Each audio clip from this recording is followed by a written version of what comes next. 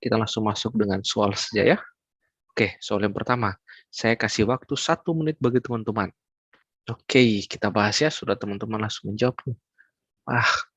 Perawat melakukan pengkajian di suatu RW dengan membuat peta lingkungan dan menggambarkan lokasi tempat berkumpul warga, fasilitas ibadah, tempat bermain anak, sekolah, serta lingkungan yang berisiko menimbulkan masalah kesehatan di masyarakat. Apakah metode pengkajian dilakukan oleh perawat tersebut? Nah, ini berarti perawat melakukan pengkajian satu RW dengan membuat peta ya lingkungan dan menggambarkan lokasi tempat berkumpulnya warga, bisa fasilitas ibadah dan tempat bermain anak. Ini artinya perawat langsung turun ya ke lapangan. Dia langsung ke lapangan untuk observasi. Jadi langsung turun ke lapangan. Apakah metode pengkajian dilakukan oleh perawat pada kasus tersebut? Apakah A, kuesioner? Ya ini bukan ya. Kalau kuesioner berarti ada berisi pertanyaan ya.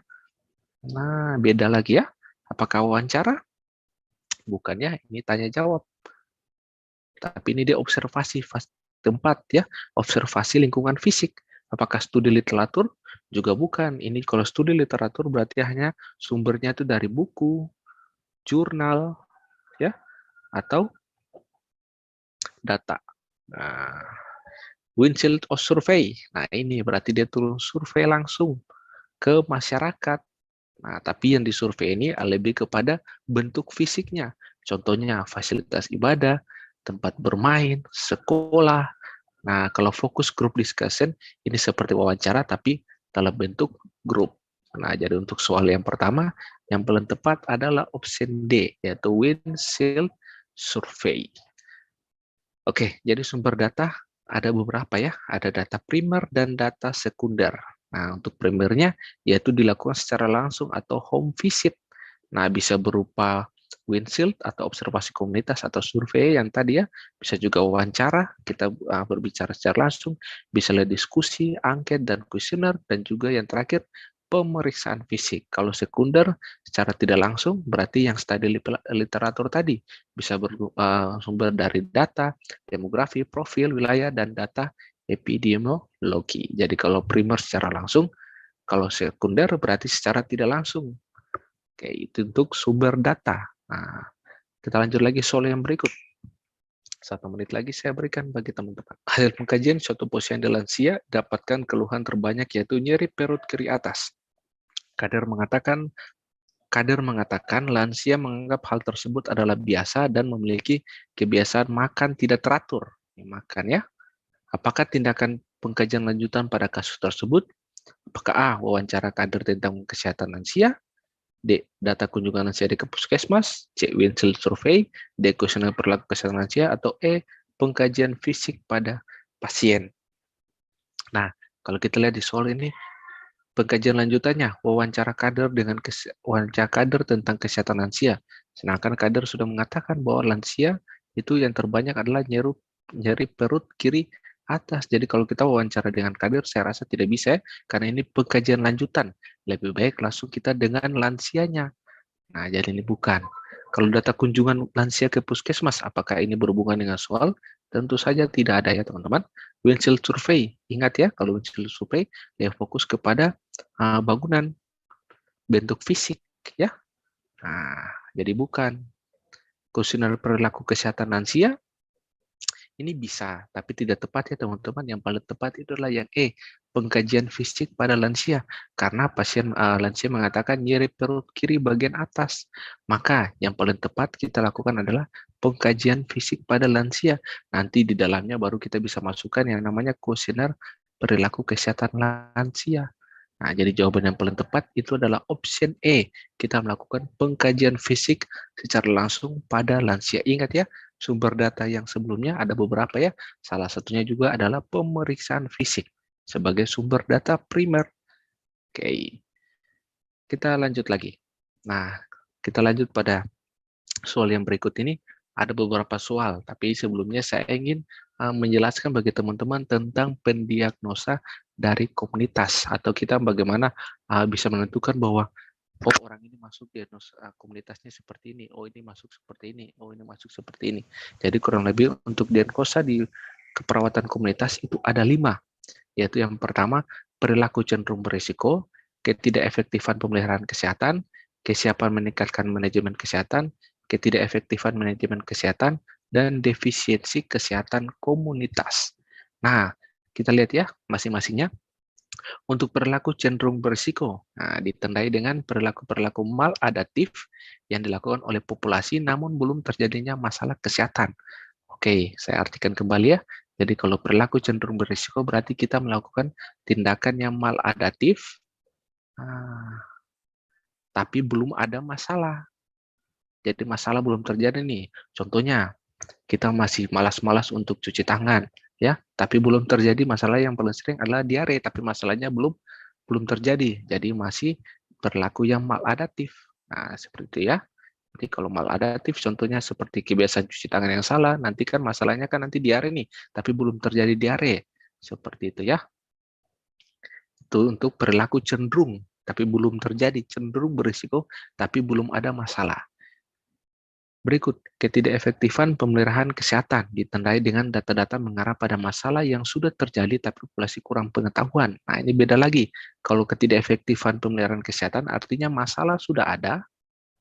Nah, masalah sudah ada, tapi populasi kurang pengetahuan, penurunan pengetahuan, belum tahu bagaimana untuk menghadapi masalah tersebut. Nah, beda ya. Perilaku cenderung berisiko, itu perilakunya itu maladaptif, tapi belum ada masalah. Kalau ketidakefektifan pemeliharaan kesehatan, itu masalahnya sudah ada, tapi masih minim pengetahuan. Kemudian berikut, kesiapan meningkatkan manajemen kesehatan, ditandai dengan data perilaku yang adaptif dan cenderung mempunyai motivasi untuk melakukan perubahan perilaku. Nah, ini beda lagi.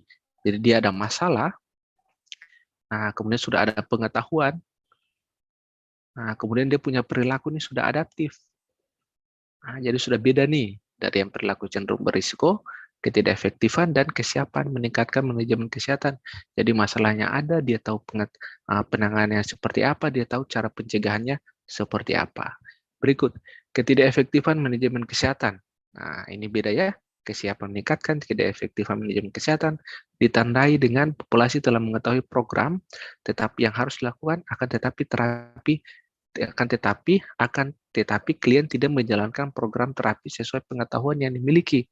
Nah, ini berbeda nih antara kesiapan meningkatkan manajemen kesehatan dan ketidakefektifan manajemen kesehatan. Nah, kalau ketidakefektifan manajemen kesehatan itu masalahnya ada. Nah, masalah sudah ada, kemudian sudah tahu cara penanganan. Nah, sudah tahu cara penanganan, tapi dia tidak mau.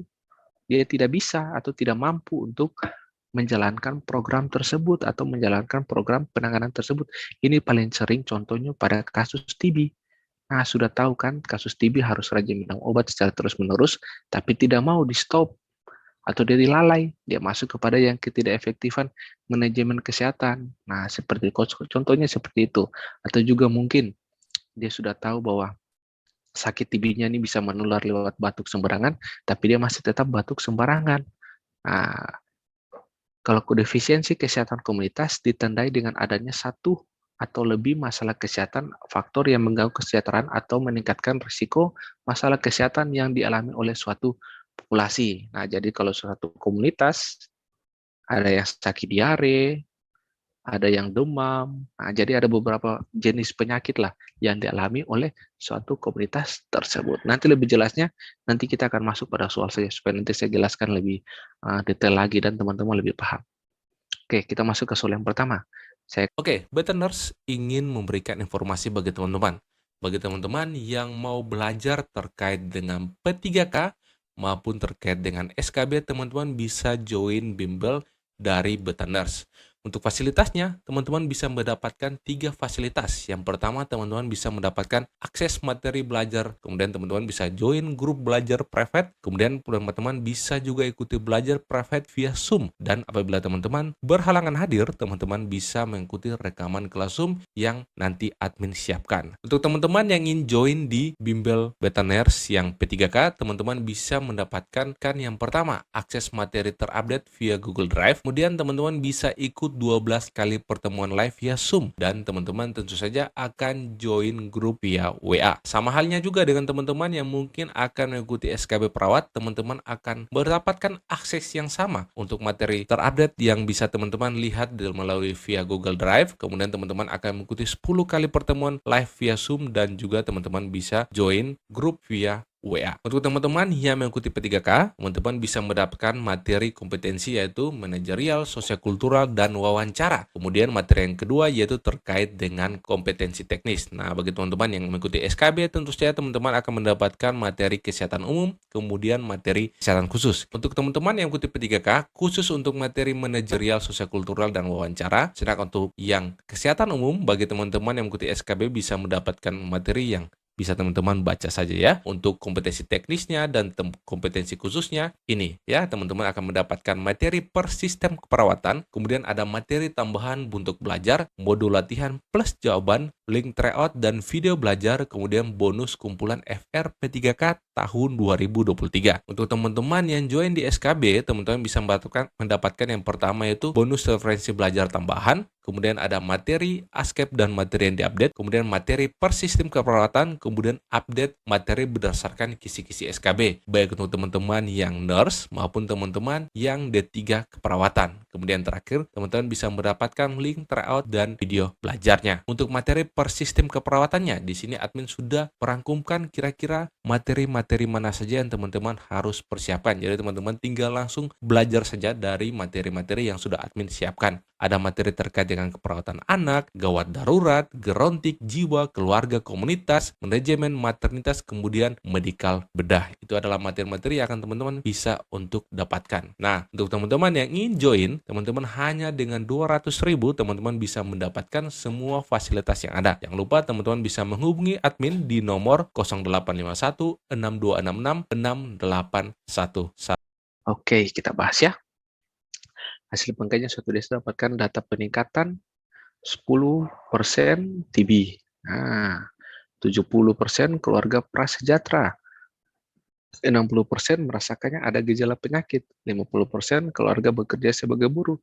Dan 50% penderita sulit meluangkan waktu. Ingat ya, ini ada berbagai macam jenis masalah kesehatan yang ada pada masyarakat atau beragam ya di suatu komunitas.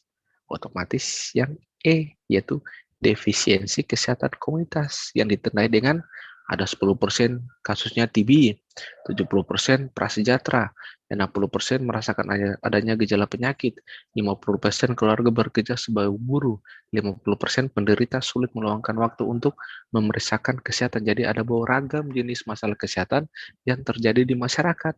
Maka diangkatlah defisiensi kesehatan komunitas atau defisiensi kesehatan masyarakat secara menyeluruh. Kita lanjut lagi ya. Soal yang berikut, nah ini ya, defisiensi kesehatan komunitas dan adanya satu atau lebih masalah kesehatan atau faktor yang mengganggu kesejahteraan atau meningkatkan risiko masalah kesehatan yang dialami oleh populasi. Oke teman-teman, sudah jelas.